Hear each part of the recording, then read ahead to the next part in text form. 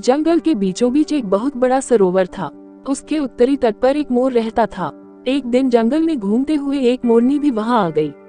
मोरनी को देखकर मोर बहुत खुश हो गया। एक दिन मौका पाकर उसने मोरनी के समक्ष प्रणय का प्रस्ताव रखा। मोरनी ने उससे कहा, मैं तुम्हें अपना जीवन साथी बना तो लूं, पर मैं यह जानना चाहती हूँ कि तुम्हारे मित्र कितने हैं।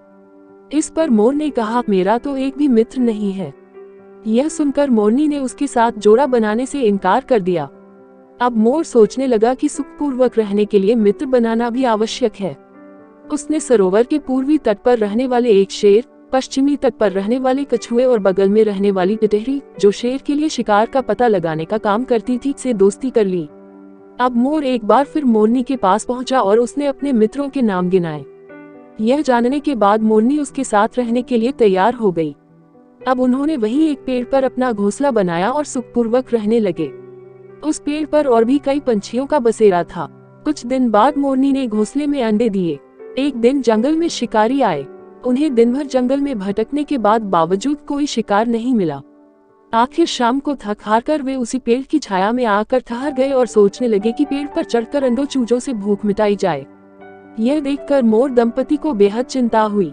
मोर सहायता के लिए मित्रों के पास दौड़ा। मोर को मुसीबत में देख टिटहरी ने जोर जोर से चिल्लाना शुरू कर दिया। शेर समझ गया कि कोई शिकार है। वो उसी पेड़ के नीचे चला जहां शिकारी बैठे थे। इतने में कछुआ भी पानी से निकलकर बाहर आ गया। शेर से डरकर भागते शिकारियों ने कछुए को ले चलने की बात सोची। जैसे ही उन्होंने कछुए को पकड़ने के लिए हाथ बढ़ाया, कछुआ पानी में खिसक गया और शिकारियों के पैर वहीं दलदल में फंसकर रह गए। इतने में शेर वहां आ गया और उन्हें ठिकाने लगा दिया। यह देख मोरनी ने मोर से कहा, मैंने तुम्हारे साथ जोड़ा बनाने से पूर्व मित्रों के बारे में पूछा था, सो बात काम की निकली ना।